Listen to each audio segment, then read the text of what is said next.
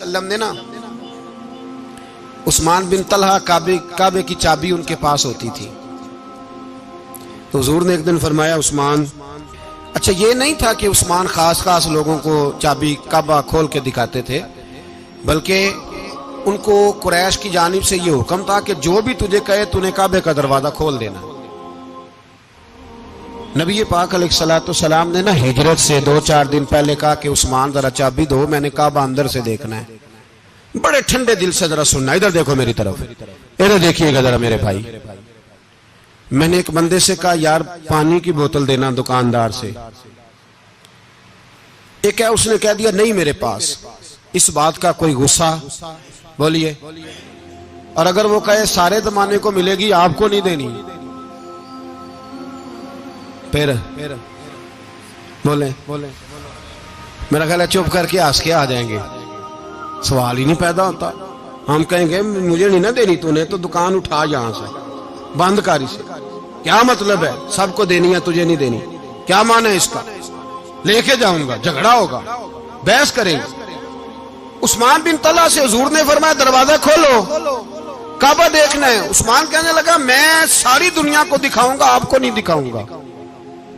کتنی سخت بات ہے، پر قربان جائیں رسول اللہ کے حوصلے پہ صلی اللہ علیہ۔ عثمان کہتے ہیں میں نے یہ بات کی تو نبی پاک مسکرانے لگے، اور میں اچھا نہیں دینی، تو حضور نے نا مسکرا کے اور میری کمر پہ تھپکی دی، فرمایا اچھا یاد رکھنا یہ چابی میں تجھ سے لے لوں گا، اور جس کو میرا دل کرے گا میں اس کو دوں گا۔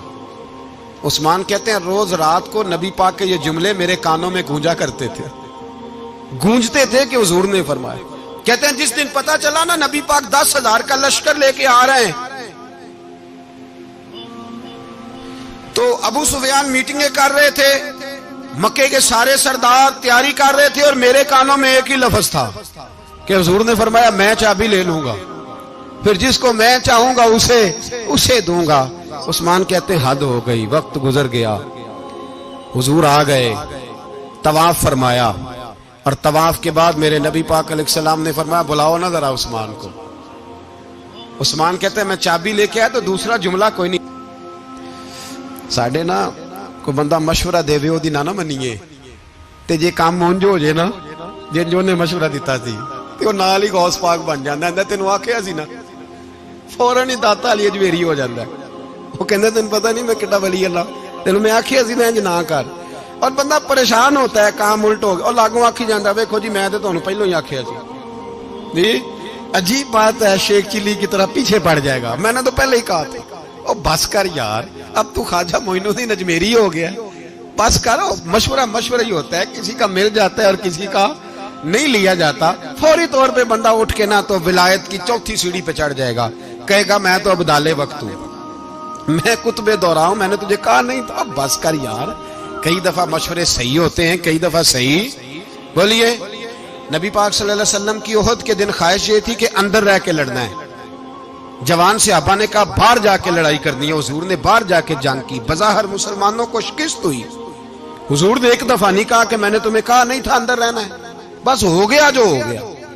اب اس میں فٹافٹ اگلے کو حوصلہ دو، کوئی حرج نہیں یار۔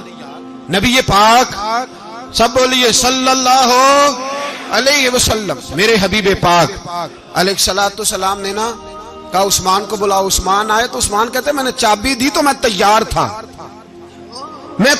تھا کہ اب میری بات ہوگی اور رسوائی ہوگی، لیکن کہتے ہیں قربان جائیں مصطفیٰ نے تو یہ جملہ بھی نہیں کہا کہ میں نے تجھے کہا نہیں تھا، یہ بھی نہیں کہا۔ حضور نے چابی لی، کعبے کے بت صاف کیے، نماز پڑھی، واپس آئے، فرمایا عثمان میرا وعدہ تھا تیرے ساتھ کہ جس کو میں چاہوں گا چابی دوں گا، یہ لو چابی میں تجھے ہی دینا چاہتا ہوں، لے لو رکھ لو۔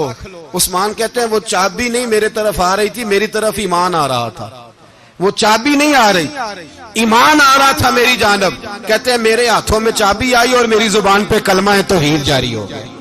بھائی تدبر، حوصلہ، صبر، رضا، ہمیں تو ٹائم بھی نہیں گزارنا آتا۔ گھر کا ماحول، گھر کے اندر رہ کے لوگ دکھی ہیں، اس لیے کہ ہماری طبیعتوں میں حوصلہ نہیں، ایک منٹ کے لیے نہیں، ایک سیکنڈ کے لیے بھی ہم یہ برداشت نہیں کرتے کہ چلو تھوڑا انتظار کریں، وقت کو دیکھیں، موقع کو دیکھیں. میرے نبی پاک علیہ الصلوۃ والسلام پہ اتنی مصیبتیں آئیں کہ پہاڑ پہ آتی تو وہ ریزہ ریزہ ہو جاتے، لیکن کسی مقام پر بھی حضور علیہ الصلوۃ والسلام شکوہ کرتے نظر نہیں آتے.